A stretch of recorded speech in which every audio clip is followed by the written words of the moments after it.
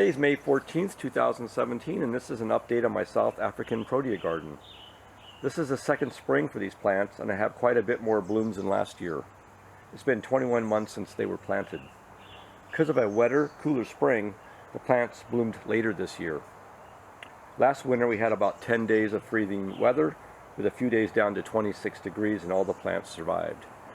If you look at some of my previous videos, you'll be able to see how much these plants have grown. Alright, let's get a little bit closer to these plants. This is leucospermum yellowbird. It did not bloom last year, but this year it is blooming. It is known for kind of a falling nature of its branches. They're not very erect, and as you can see, it is falling. A number of the branches are growing sideways instead of upright. But nonetheless, it's a very beautiful plant. It has a lot of flowers. Very happy with it. Probably my favorite plant is leucospermum high gold, as you can see here. These flowers are very, very erect. They grow straight up. Beautiful plant. It did not have any blooms last year, but this year it does have quite a few blooms. Here's a close-up of high gold. These flowers down here are just starting to open, where these have already opened up here. Big yellow flowers. Just beautiful.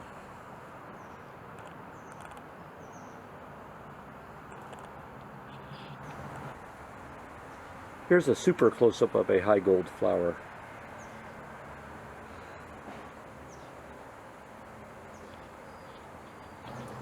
This is a plant called Blanche Ito, which I was able to get from Los Angeles. I've had two previous plants die in this exact spot. I'm not sure if there's something wrong with the soil here, but hopefully this plant makes it. This is leucospermum goldipines, which seems similar to high gold, but the leaves are a little bit different. It has quite a few blooms on it also, and a very, very beautiful plant. This is one of my favorite plants, spider hybrid, because the flowers are so beautiful. It started blooming a month ago, so it is getting near the end of its blooming period. This is a King Protea, growing very well. I understand it can take up to 6 years to bloom, so I may be waiting a while. This is Brandy de la Cruz, a leucospermum, which is part reflexum, and it has big yellow flowers. Hopefully next year I'll get some flowers from this plant. This is leucospermum flame giant, and this plant is finally blooming. It didn't bloom last year.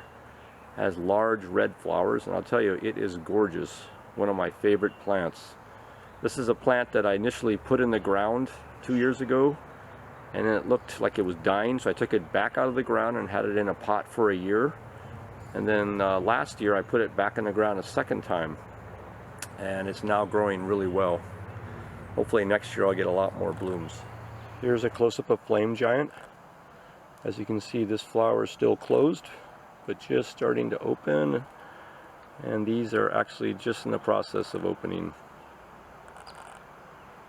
Love these gigantic red flowers. Gorgeous. Here's a super close-up of a flame giant flower.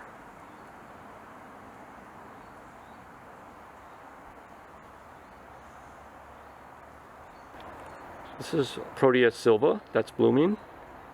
I have 3 Proteas against the back wall. I have Pink Eyes, Silva, and Brenda, and all 3 plants have bloomed. I'm going to go ahead and pick this flower and bring it in the house because it is just gorgeous. This is mimetes coculatus that I grew from seed, and I put it in the ground last year. And to be honest, it's growing slower than the plants in the pots. I'm not sure why that is, but it looks healthy and it is growing. Hopefully this year I'll catch up to the other plants. This is a banksia I have in the ground. It's called Banksia spinulosa. Doing pretty well. May take a few more years before I get any flowers. This is leucadendron discolor. It had a lot of blooms about a month ago. Really beautiful. I was very happy with this plant. And as you can see, the blooms are starting to fade. But it's a vigorous plant, growing really well. Here are some different plants I'm growing from seed. Hackia victoria. some different leucadendrons, and some different banksias, a banksia coccinea, banksia birthday candles, and also the swamp banksia. Thanks for watching this video. With a little persistence, you can grow proteas in areas where it's a little colder than normal and a little hotter than normal, as Northern California.